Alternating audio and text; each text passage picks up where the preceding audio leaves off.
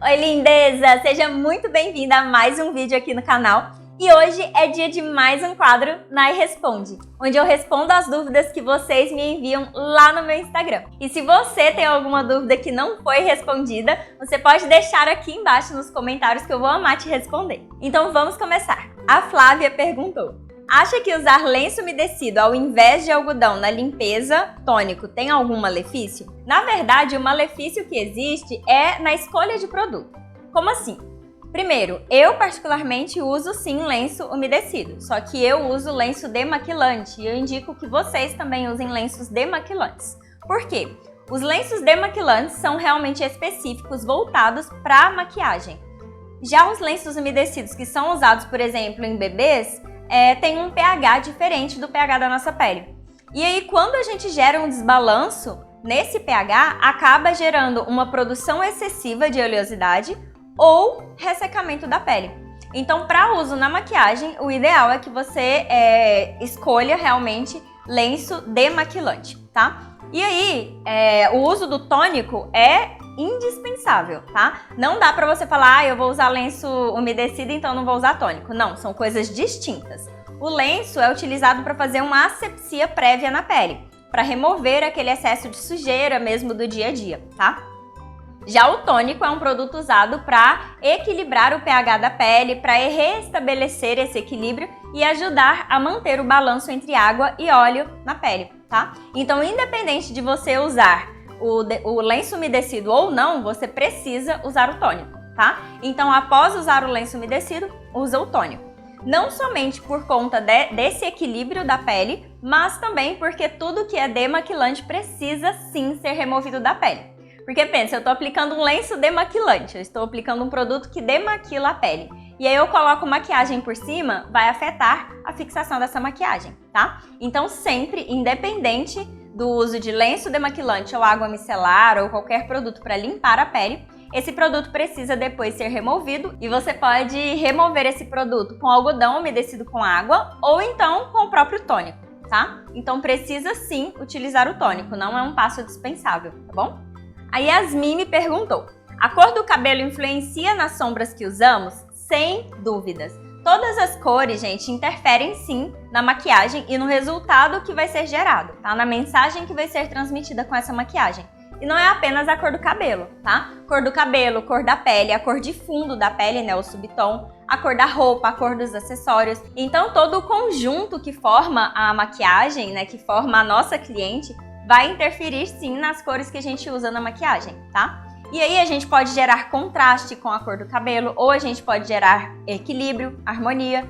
Por isso que eu sempre bato na tecla para vocês, que é preciso entender o objetivo da maquiagem. Não é simplesmente, qual cor combina com qual cor. Depende do resultado que você espera. Se você quer gerar contraste, você vai usar uma cor oposta. Agora, se você quer gerar equilíbrio, você vai usar uma cor semelhante, que tenha a mesma base. Então, por exemplo, a cliente é ruiva, que cor de sombra que eu vou usar? Se você quer manter o equilíbrio, o ideal é que você use tons terrosos, acobreados, alaranjados, puxados mais realmente para aquele tom ruivo. Agora, se você quer gerar contraste, você pode usar uma sombra verde, por exemplo, que vai gerar um contraste muito bonito e chamar bastante atenção para a maquiagem, tá? Então, sim, a cor do cabelo interfere na maquiagem, na roupa, nos acessórios, em tudo que a gente vai usar.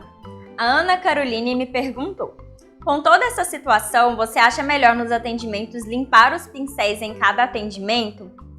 Então, gente, independente da situação que a gente está vivendo, a gente precisa sim limpar os pincéis em todo atendimento. Ela completou essa pergunta aqui em um outro bloquinho de perguntas sobre a questão de higienização com o higienizador ou com álcool. O próprio higienizador de pincéis é a base de álcool, tá? Ele já faz essa higienização com álcool. Então, se você olhar a composição dos higienizadores de maneira geral, a base deles é álcool, tá? Então você pode sim fazer a higienização entre as clientes com o higienizador de pincéis e isso não elimina a necessidade de você lavar os pincéis, tá? Então o higienizador é para você higienizar um pincel entre uma cliente e outra para tirar uma sombra, tirar o excesso de algum produto. Mas você precisa sim lavar os pincéis frequentemente, tá? Então, independente da situação que a gente está vivendo da pandemia, sim, todos os pincéis precisam ser higienizados entre uma cliente e outra, se você não tem kits diferentes. Mas o que eu recomendo mesmo é você ter kits diferentes, né? A gente não precisa de um número exorbitante de pincéis para poder trabalhar, né? A gente não precisa ter um monte de pincel. Inclusive, todo mundo que chega no ateliê e olha meus pincéis fala, nossa, mas você só tem isso? Sim, porque a gente não precisa de um monte. Mas eu recomendo que a gente tenha os kitzinhos. Então, por exemplo, tenha 10 pincéis ou 5, 6 pincéis de boca, outros 6 pincéis de pele, de base, né? Outros pincéis de olhos. Em cada cliente você vai usar uns 3, 4 pincéis de olhos. Então, tenha kitzinhos separados. Porque aí é legal que você use os pincéis separadamente nas clientes e não a higienização. Não que a higienização não seja efetiva, não seja eficaz. Sim, ela é, mas acaba te perdendo tempo, te tirando tempo, né? Tem o tempo de secagem dos pincéis também. Então eu prefiro trabalhar com um kitzinho separado para cada cliente, tá? E aí depois no fim do dia eu higienizo todos, tá bom? Mas se você não pode ter esses kits separados, o ideal é que você faça a higienização dos pincéis entre todas as clientes, tá bom? A Natiele me perguntou, qual é o melhor pó, banana ou translúcido? Eu recebo muito essa dúvida, gente. Primeira coisa que eu quero dizer, o que é translúcido? Translúcido é o que deixa a luz passar. Então, o pó solto, o pó translúcido, é um pó que não adiciona cor, tá? Ele deixa a luz passar. Então, ele não adiciona cobertura e não adiciona cor. E o pó banana nada mais é do que um tipo de pó translúcido, tá? Ah, mas ele é amarelo. Sim, ele é amarelo. Ele adiciona subtom, tá? Então, o pó banana nada mais é do que um pó solto com subtom amarelo, tá? Então, pó banana é um pó amarelo. Só isso. Não tem nada demais nele, tá? Então, quando que eu vou usar um pó banana? Quando a cliente tem o subtom de pele quente. Não dá pra gente usar pó banana em toda cliente que aparece, tá? Pra gente usar o pó banana, precisa ser em uma cliente que tem o subtom de pele quente. Agora, o pó translúcido, quando vocês perguntam o pó translúcido, eu imagino que seja o pó branco, né? O pó branco eu não indico para uso na cliente para selar a pele. O pó branco é para matificar a pele. Então, por exemplo, eu fiz a maquiagem, já tá toda selada, no decorrer do dia, ou às vezes, tá um pouquinho mais oleoso, ou tá um pouquinho suado, você vem com o pó branco, né, para matificar a pele. Mas ele é voltado para matificar, não é um pó para selar a pele. Porque se você sela a pele com o pó branco, você vai estar grudando maior quantidade de pigmento branco nessa maquiagem. Então, a chance de refletir é muito grande, tá? Então, quanto mais pigmento branco tiver na sua maquiagem, mais vai refletir a luz. E isso não somente o pó translúcido, tá? Vários pós têm pigmentos brancos, os próprios pós bananas têm pigmento branco, bases. Então, quanto mais branco tiver, maior a chance de refletir a luz, tá? Então, eu particularmente não uso pó branco. Pó translúcido branco eu não uso em ninguém. Eu sempre uso com o subtom rosa ou com o subtom amarelado, tá? Sempre assim. A Gleice me perguntou, água termal antes ou depois do hidratante? Bom, gente, essa ordem não vai alterar tanto assim o resultado do que você quer, porque tanto os minerais que estão presentes na água termal quanto os componentes do hidratante são absorvidos pela nossa pele. Eu, particularmente, usaria a água termal primeiro e depois que a pele tá seca, né, que já absorveu essa água, aí aplico o hidratante, tá? Só que aí eu quero abrir um parêntese, tá?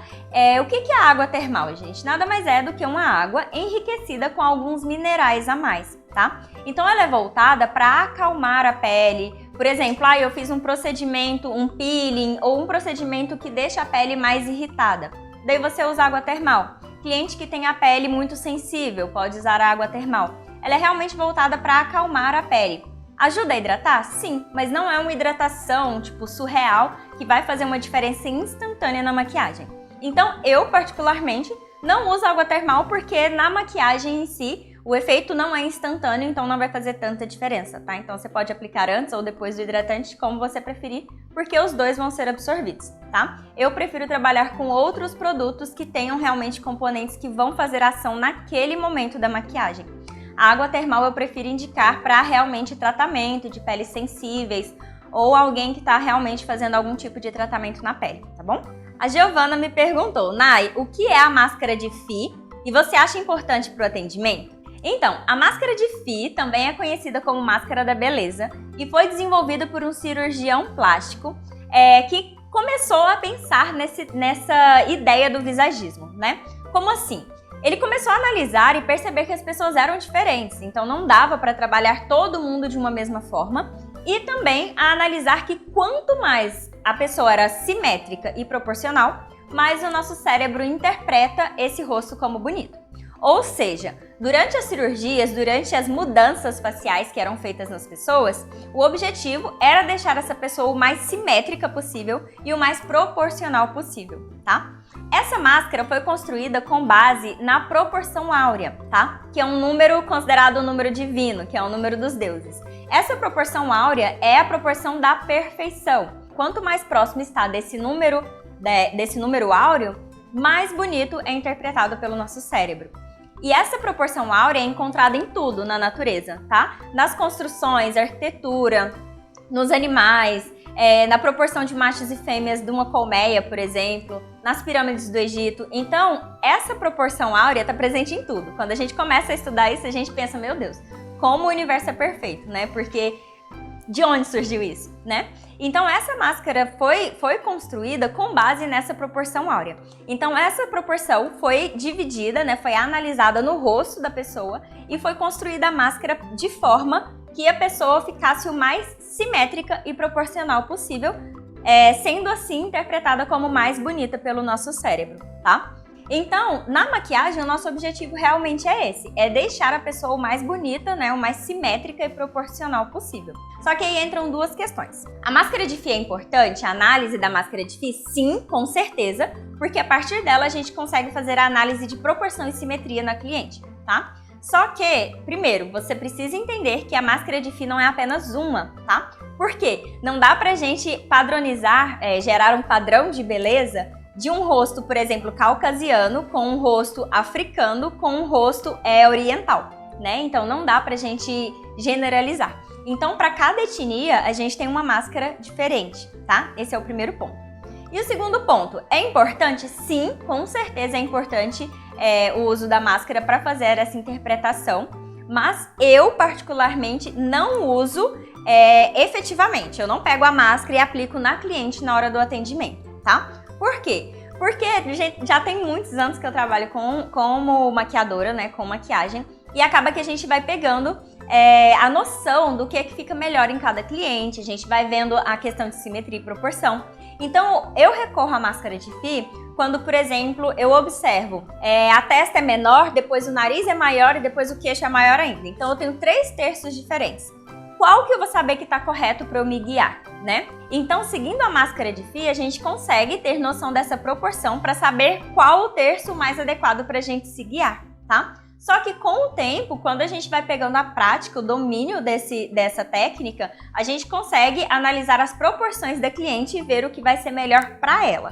Por isso que a maquiagem é personalizada. Por isso que não dá pra gente generalizar um tipo de contorno por formato de rosto, por exemplo. Porque a gente precisa analisar a proporção e simetria de cada cliente, tá bom? A Letícia me perguntou: tô iniciando na maquiagem, o que fazer para atrair clientes?